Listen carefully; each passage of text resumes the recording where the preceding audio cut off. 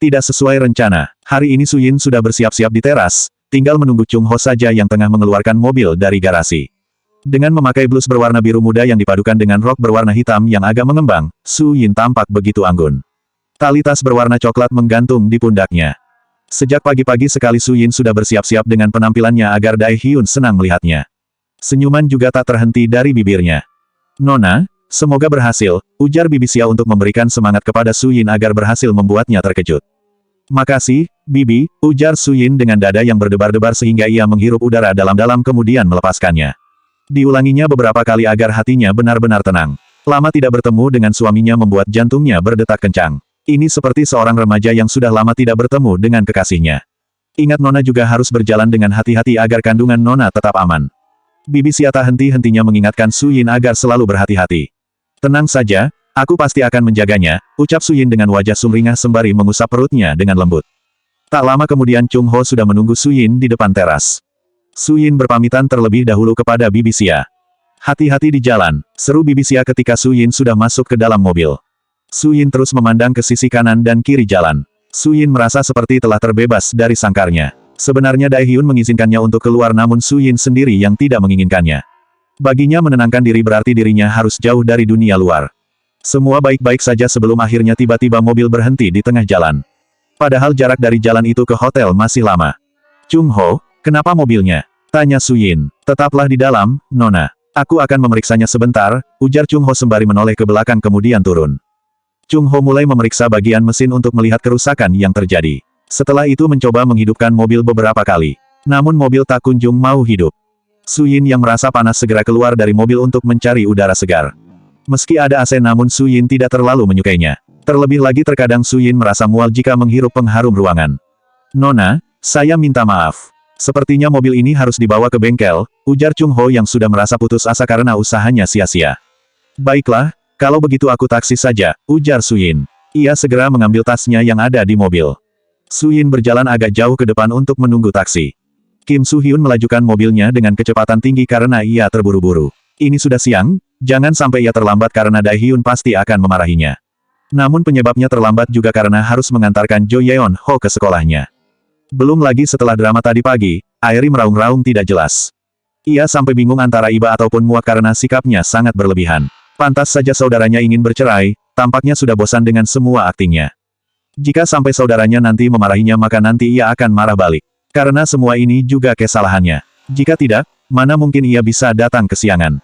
Kim Soo Hyun tiba-tiba menghentikan mobilnya secara mendadak ketika sekilas melihat seorang gadis tengah berdiri di pinggir jalan. Ia melihat kaca spion, masih seperti bermimpi melihatnya karena sudah lama tidak berjumpa. Dengan penuh semangat, Kim Soo Hyun memundurkan mobilnya agar berhenti tepat di depannya. Namun gadis itu tampak cuek, tidak menyadari kedatangannya sehingga Kim Soo Hyun turun dari mobilnya. "Hai, calon istriku," sapa Kim Soo Hyun dengan begitu sumringah. Terlalu lama tidak bertemu membuat Kim Soo Hyun bersikap seperti sedia kala yang agak lebih agresif. Su Yin menoleh, itu seperti suara seorang pria yang tak asing didengar di telinganya. Benar saja ternyata itu adalah adik iparnya. Su Yin cukup terkejut ketika melihatnya, ditambah lagi dengan panggilannya tadi yang membuatnya semakin tidak nyaman. Hati kecilnya menyayangkan bukan Dai Hyun yang menghampirinya. "Untuk apa kau berdiri di sini?" tanya Kim Soo Hyun karena Su Yin diam saja. Dengan begitu percaya diri berpikir bahwa Su Yin pasti terpesona dengan ketampanannya. "Ah, aku sedang menunggu taksi," sahut Su Yin terbata. "Apakah kau akan pergi bekerja hari ini?" tanya Kim Soo Hyun dengan begitu sumringah. Berharap jika tebakannya pasti benar. Sahut Su Yin sembari tersenyum tipis. Tidaklah mungkin jika ia berbohong.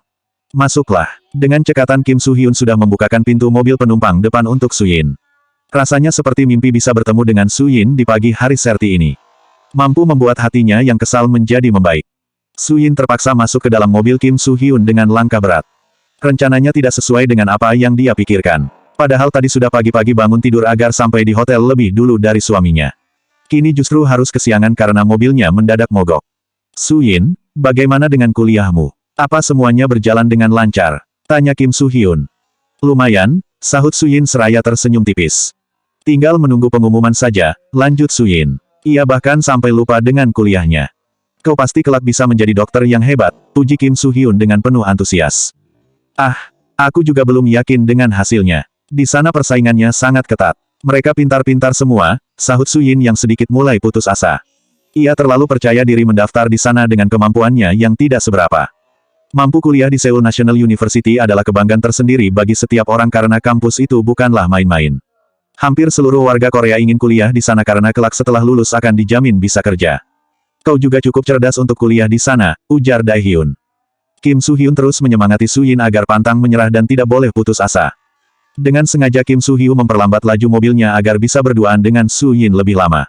Dia tidak perlu memikirkan kemarahan saudaranya. Yang terpenting saat ini bisa bersama Su Yin. Urusan Dae-hyun belakangan saja. Su Yin semakin kesal karena tak kunjung sampai di hotel. Namun setiap kali meminta Kim Soo-hyun melajukan mobilnya, selalu saja ada alasan yang dia lontarkan. Dert. Saat tengah asyik memandang wajah Su Yin dari samping tiba-tiba saja ponselnya bergetar. Mau tidak mau Kim Soo-hyun memeriksa siapa yang memanggilnya yang ternyata adalah saudaranya. Halo, sahut Kim Soo-hyun dengan malas. Kim Soo-hyun, di mana kau berada? Kenapa sampai sekarang belum datang? Kau pikir bisa berangkat seenaknya sendiri? Teriak Dae-hyun dari seberang telepon. Kim Soo-hyun sampai menjauhkan ponsel dari telinganya karena begitu memekakan telinga. Kakak, sabarlah, jangan marah-marah seperti itu. Aku akan segera sampai, ujar Kim Soo-hyun. 10 menit kau harus sudah sampai di hotel. Tut. Sambungan telepon sudah terputus. Dasar tidak sabaran, gerutu Kim Soo-hyun. Su Yin bisa mendengar nada emosi suaminya saat ini. Entah masalah apa yang menimpanya sehingga ia marah-marah pada adiknya sendiri. Namun Su Yin tidak berani menanyakannya kepada Kim Soo-hyun meski penasaran. Bab 187 bertahan jika ingin menang. The Silla Seoul Hotel. Dae-hyun pagi ini uring-uringan tidak jelas akibat kejadian semalam yang membuatnya semakin emosi. Pria itu melampiaskan emosinya kepada karyawan yang datang terlambat. Semua karyawan hotel bahkan heran karena pasalnya, Dae-hyun tidak pernah seperti itu. Sejak keluar dari rumahnya pagi ini wajahnya selalu cemberut dengan sorot mata yang menakutkan. Chang Yuan yang biasanya bisa menenangkan bosnya, kali ini benar-benar tidak bisa. Harapannya saat ini hanya satu yaitu melalui istrinya. Namun tidak mungkin kali ini menghubunginya sedangkan nomor ponselnya saja tidak aktif. Jika menjemputnya ke villa, itu cukup membutuhkan waktu yang lama. Kondisi ruangan Dae-hyun kini berserakan sehingga tidak ada seorang karyawan pun yang diizinkan masuk. Jika mereka ada kepentingan maka Chang Yuan yang akan mengurusnya. Saat ini Dae-hyun tengah duduk di kursinya dengan dada yang bergemuruh. Memegangi kepalanya dengan kedua tangan. Ia merasa bodoh karena telah masuk ke dalam perangkap Aeri. Semoga saja wanita licik itu tidak hamil sehingga tidak membuatnya tetap untuk bertahan. Dae-hyun terus memijat kepalanya dengan begitu kuat. Di saat seperti ini membuatnya tidak bisa berpikir dengan jernih. Ditambah lagi dengan Su Yin yang tak kunjung menemuinya. Kim Soo-hyun segera pergi ke ruangannya karena banyak pekerjaan yang harus diselesaikan. Jangan sampai saudaranya marah-marah. Sudah bertemu dengan Su Yin membuatnya menjadi lebih bersemangat dalam bekerja. Akan ia buktikan kepada Su Yin jika dirinya adalah seorang pekerja keras yang bisa diandalkan, sehingga jika kelak nanti menikah, dia tidak akan menyesal. Kim Soo-hyun juga berpesan kepada Su Yin agar lebih hati-hati karena suasana hati saudaranya sedang buruk. Sepanjang melangkahkan kakinya memasuki hotel, jantung Su Yin kini semakin berdebar sangat kencang. Ada rasa tidak sabar ingin segera bertemu dengan suaminya. Semoga saja Dae-hyun masih bisa menerimanya sama seperti yang dikatakan oleh Bibi Xia. Kini Su Yin sudah sampai di depan pintu. Sampai beberapa saat, Su Yin belum mau mengetuk pintu. Bayangan akan dirinya masuk ke dalam ruangan ini untuk pertama kali membuat wajahnya merona karena merasa malu. Ia merasa sikapnya selama ini memang sangat kekanak-kanakan. Su Yin memberanikan diri memutar kenop pintu namun pintu tidak mau terbuka karena dikunci. Untunglah Su Yin membawa kunci tas cadangan yang ada di dalam tasnya. Dae-hyun memang sengaja meminta Chang Yuan untuk menguncinya karena tidak ingin diganggu. Pelan-pelan Su Yin membuka pintu kemudian menguncinya kembali. Mata Su Yin melebar dengan bentuk bulat sempurna ketika melihat kertas yang berserakan serta barang-barang yang biasanya tertata dengan rapi kini berada di lantai. Bahkan ada juga botol minuman yang sudah pecah. Su Yin mengedarkan pandangannya ke sekeliling ruangan, hingga pandangannya tertuju pada seorang pria yang tengah duduk sambil menundukkan kepalanya. Dengan langkah hati-hati Su Yin melangkahkan kakinya menghampiri Dae-hyun. Ternyata ada sebotol minuman yang ada di mejanya. Dae-hyun masih tidak beranjak dari posisi duduknya. Belum menyadari kedatangan Su Yin. Meski tadi sayup-sayup dapat mendengar pintu terbuka. Ia pikir itu adalah Chang Yuan yang masuk. Kini Su Yin sudah berdiri tepat di depan suaminya.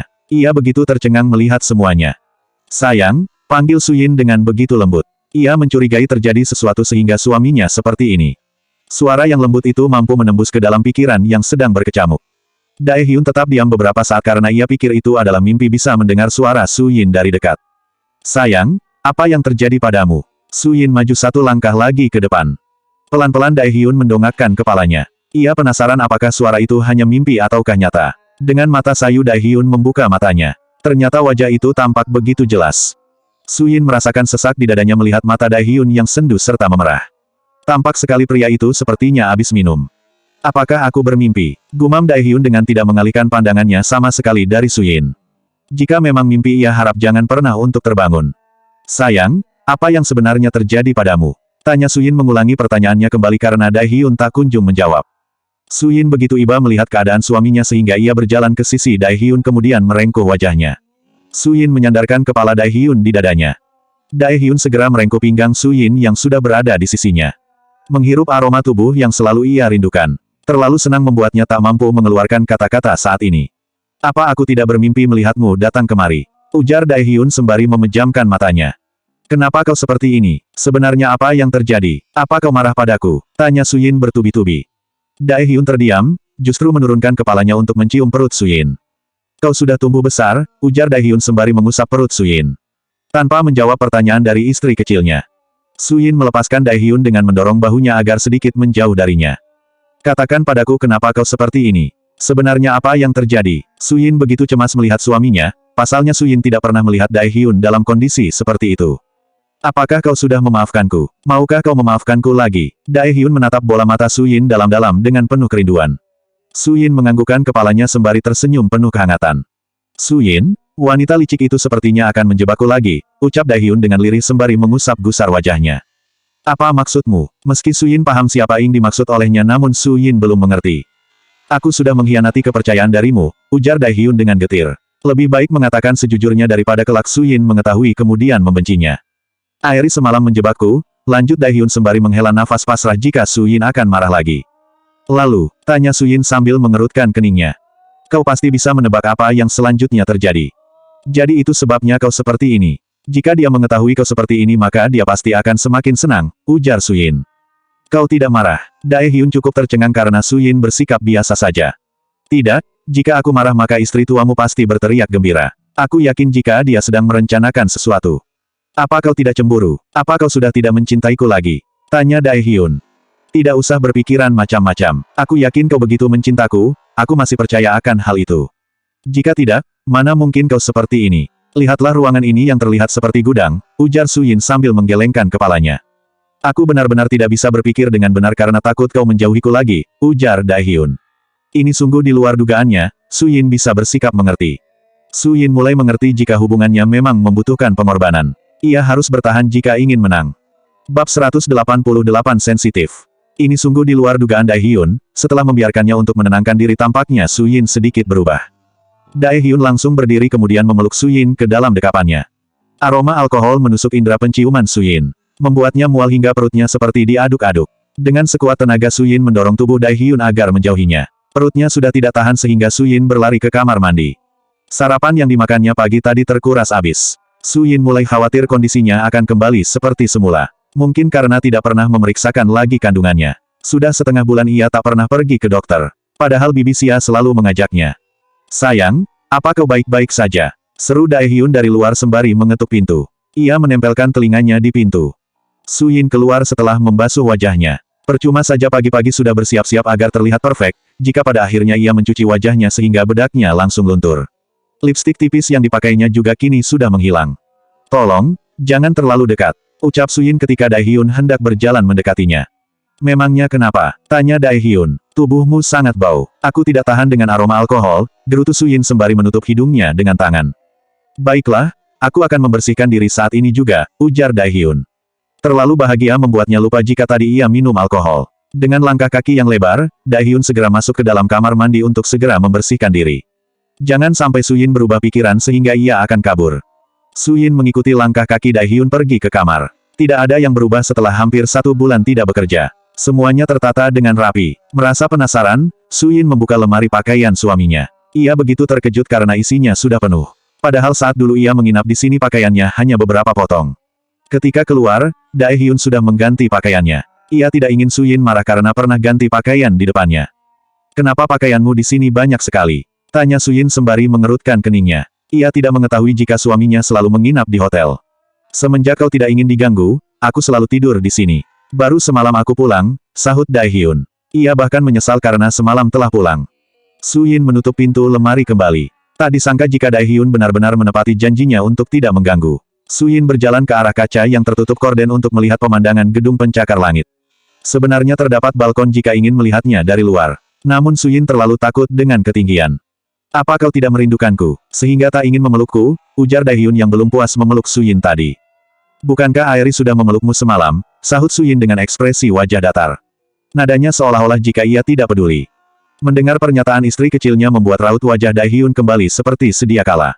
Tidak lucu, ucap Dai Hyun dengan rasa kesal. Su Yin mengulum senyum ketika mendengar ucapan Dai Hyun yang cuek dan dingin. Ia berbalik badan kemudian berjalan ke arah Dai Hyun. Kap, Su Yin mengecup pipi Dai Hyun sekali. Terkadang orang yang lebih tua umurnya dari kita belum tentu bisa bersikap dewasa. Itulah sebabnya tidak ada patokan umur, kapan seseorang akan bersikap dewasa. Kau selalu saja tidak berubah, ujar Dai Hyun yang langsung membopong tubuh Su Yin, membaringkannya di ranjang yang empuk. Posisi Dai Hyun kini berada di atas Su Yin. Mengungkungnya agar tidak bisa kemana-mana. Dai Hyun terus menatap bola mata Su Yin yang sejernih kristal. Gadis nakal harus diberi pelajaran, ucap Dai Hyun dengan seringai nakalnya. Su Yin hendak menutupi mulutnya dengan tangan karena sudah tahu apa yang dipikirkan suaminya. Namun sebelum berhasil menutup mulutnya, Dai Hyun sudah meraup bibirnya terlebih dahulu. Ciuman yang tadinya lembut berubah menjadi panas hingga nafas mereka sampai terengah-engah. Su Yin yang juga merindukan Dai Hyun, akhirnya membalasnya sebagai bentuk pelampiasan rindu yang sudah menggunung. Bukankah kata dokter kita boleh melakukannya? Bisik Dai Hyun tepat di daun telinga Su Yin dengan sensual. Tepat sesaat setelah melepaskan ciumannya. Apa kau belum puas dengan apa yang Aeri lakukan semalam? Balas Su Yin yang mampu membungkam mulut Dai Hyun. Sehingga kini otot-otot rahangnya tampak menegang. Tak bisakah kau jangan mengingatkanku tentang hal itu? Jangan sampai aku kehilangan kendali lagi, ujar Dai Hyun dengan tatapan berkabut. Baiklah aku minta maaf, lagi pula kau tampak sensitif sekali, ujar Su Yin seraya terkekeh geli karena suaminya tampak mudah sekali terpancing emosi. Bukannya sensitif namun Dai Hyun masih dihantui bayang-bayang semalam. Aku sudah mengatakan pada ibu jika aku akan bercerai dari Aeri. Dai Hyun bangkit kemudian duduk di sisi ranjang. Benarkah? Lalu bagaimana tanggapan ibu? Su Yin langsung terduduk kemudian beringsut ke sisi suaminya, ia cukup terkejut mengetahui hal itu. Tak disangka jika Dai Hyun benar-benar melakukannya.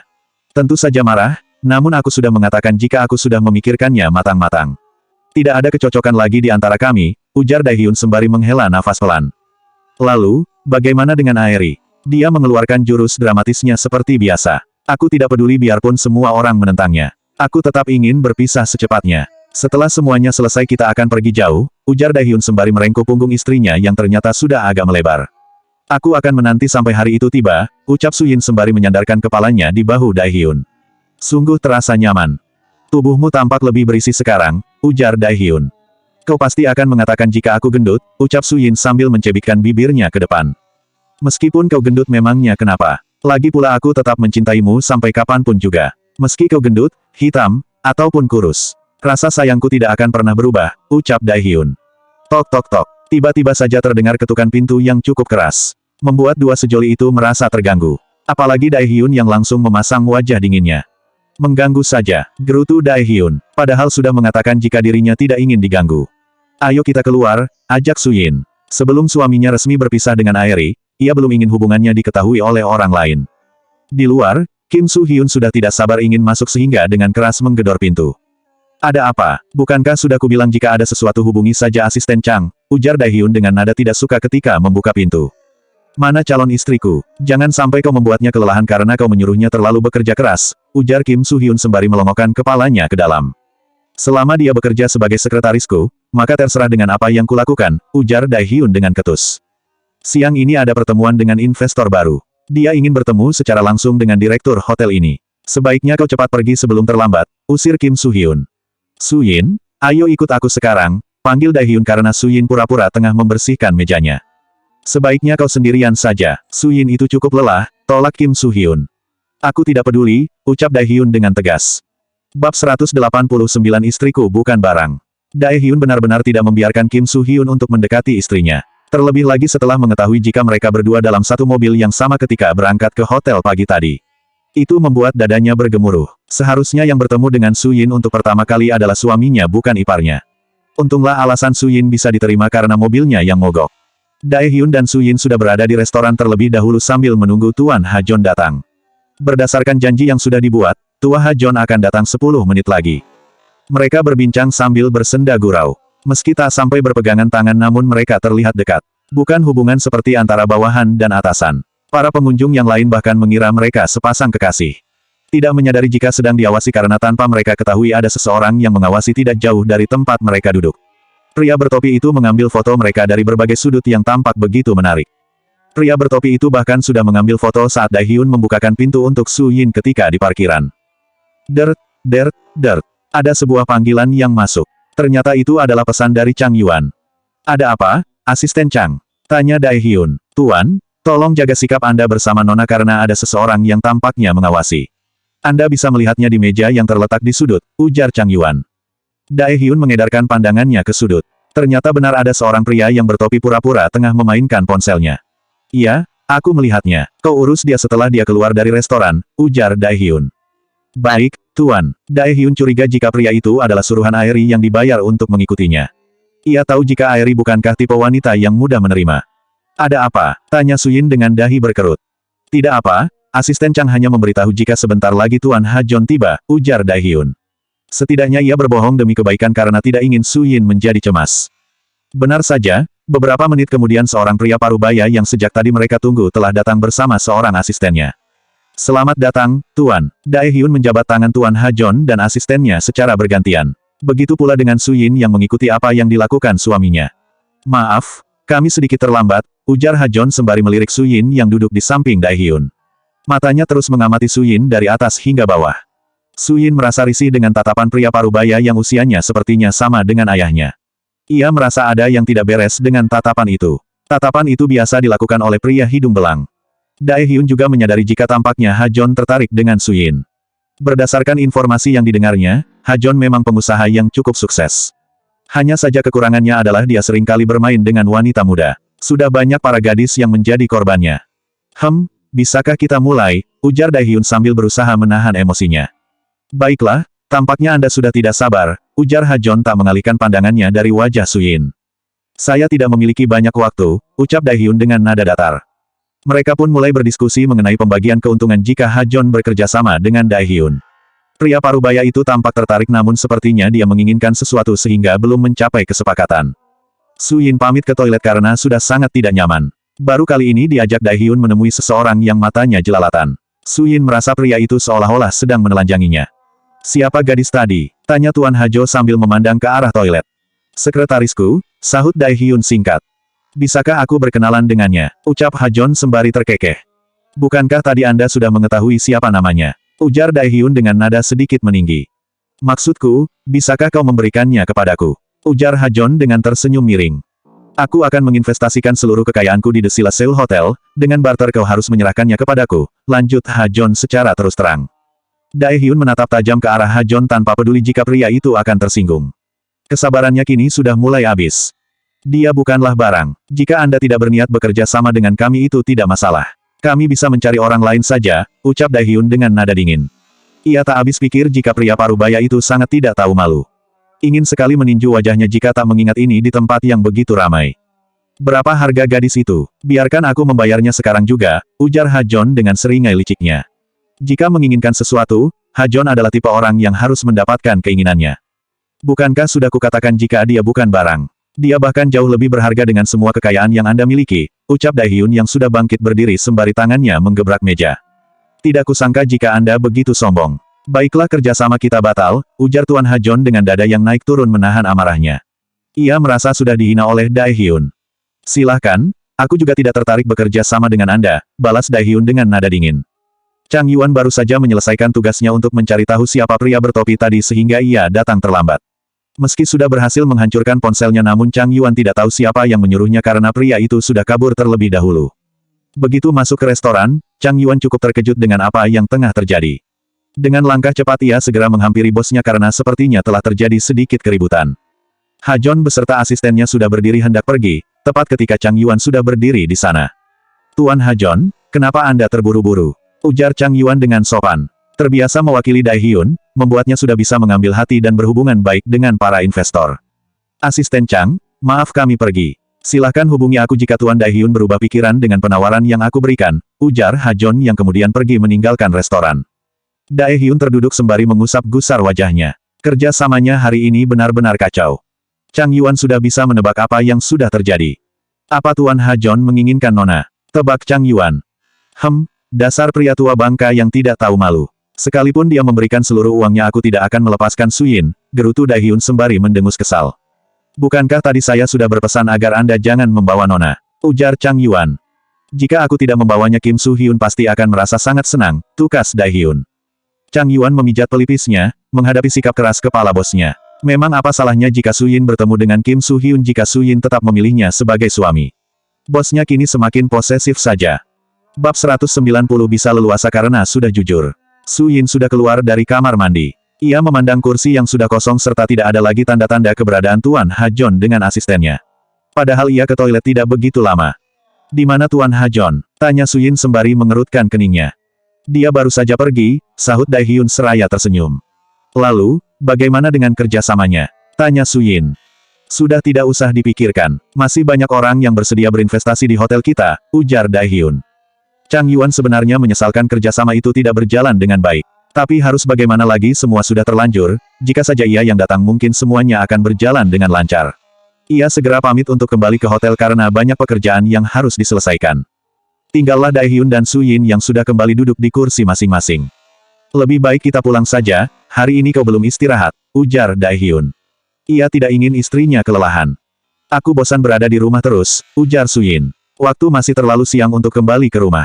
Haruskah ia kembali pulang dengan cepat setelah beberapa minggu tidak keluar? Kalau begitu kita abis ini jalan-jalan saja, ajak Daehyun. Sudah lama tak pernah mengajak istri kecilnya untuk pergi jalan-jalan. Apakah kita tidak perlu kembali ke hotel? Tanya Su Yin. Biarkan Kim Su Hyun yang mengurus semuanya. Jika aku yang selalu turun tangan, kapan dia akan bisa diandalkan? Ujar Daehyun. Tangannya hendak meraih pergelangan tangan Su Yin, namun keburu ditarik oleh yang empunya. Meskipun Su Yin ingin bersikap manja dan meluapkan kerinduannya, itu tidak mungkin karena mereka saat ini tengah berada di keramaian. Jika keluarga suaminya tahu, maka kemungkinan besar ia yang akan dituduh. Meskipun itu tidak benar, tidak akan ada yang percaya pada istri kedua. Apakah kau sudah memeriksakan kandungan? Tanya Daehyun. Ia mendengar dari Bibi Xia jika Su Yin memang tak pernah keluar meskipun Bibi Xia sudah mengajaknya pergi ke dokter. Su Yin menggelengkan kepalanya pelan. Ayo kita pergi ke dokter Mi yang lagi, ajak Su Yin dengan begitu sumringah. Itu pun jika kau tidak keberatan, lanjut Su Yin lirih sembari menggigit bibir bawahnya. Ia lupa jika pertengkaran kala itu terjadi gara-gara dia bersikeras tetap ingin memeriksakan kandungannya di sana. Baiklah, kita akan ke dokter yang kau inginkan, ujar Daehyun. Ia tak ingin mengulangi kesalahannya yang tidak seberapa yang hampir membuat kehancuran hubungannya. Jangan sampai keegoisannya menyakiti Su Yin seperti kemarin. Sebenarnya kenapa kau tidak mau pergi ke sana lagi? Su Yin menyipitkan matanya karena merasa curiga dengan suaminya. Itu karena, Daehyun ragu haruskah ia mengatakannya dengan jujur. Dokter Miyang dan aku sebenarnya pernah memiliki hubungan khusus ketika kami masih SMA. Namun bukan berarti aku masih mencintainya. Aku hanya merasa tidak bebas menanyakan tentang kondisimu kepadanya, ujar Daehyun menjelaskan alasannya tidak mau menemui Miyang. Benarkah? Su Yin terperangah mendengar kejujuran suaminya. Pantas saja ia sangat marah kepada dokter Kang menggodanya. Ternyata ini alasannya. Sahut Daehyun. Daehyun mulai menceritakan semuanya sedikit demi sedikit. Orang-orang pernah mengatakan jika cinta pertama memang sulit dilupakan. Meski Daehyun masih mengingatnya namun bukan berarti ia masih mencintai Miyang dan ingin menjalin hubungan dengannya.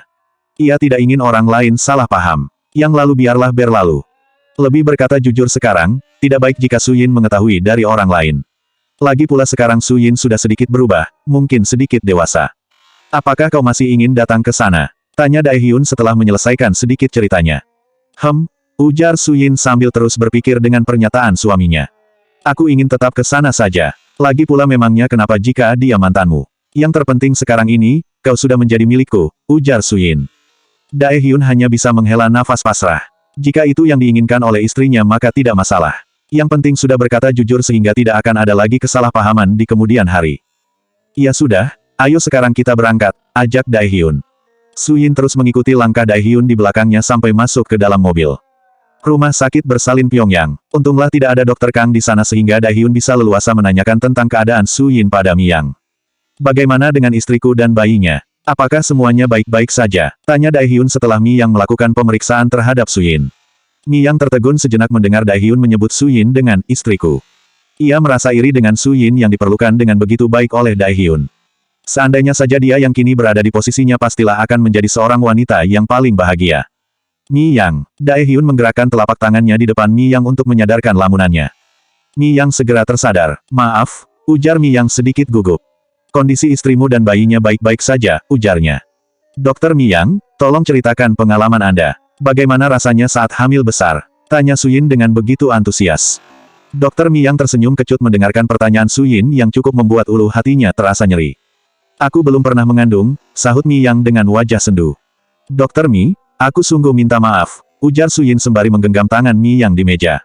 Sungguh tidak ada maksud apapun. Ia hanya ingin bertanya dengan orang yang sudah berpengalaman. Tidak apa-apa, ucap Dokter Mi Yang sembari tersenyum. Mi Yang, apakah kami boleh mempersiapkan semua perlengkapan bayi? Tanya Daehyun. Jika anaknya kelak lahir, ia ingin semuanya sudah dipersiapkan. Sebaiknya nanti saja karena kandungannya masih terlalu muda, ujar Mi Yang. Setelah mengatakan yang sebenarnya, Daehyun menjadi leluasa dan sudah berani untuk menanyakan bagaimana keadaan Suyin dan calon buah hatinya kepada Mi Yang. Tak peduli dengan Mi Yang yang sesekali tampak meliriknya. Mereka keluar dari rumah sakit pada sore hari setelah menyelesaikan semua pemeriksaan. Tak terasa ternyata kini kandungan Suhyun hampir menginjak usia 3 bulan.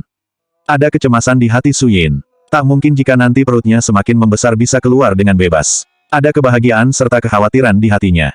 Kenapa cemberut seperti itu? Jangan bilang jika kau tadi merasa cemburu, tebak Daehyun. Siapa juga yang cemburu? Jika nanti perutku semakin membesar itu artinya aku tidak akan bisa keluar dengan tenang, ujar Suyin dengan sendu. Apalagi jika statusnya masih menjadi wanita simpanan maka sudah dipastikan dia hanya tinggal di rumah.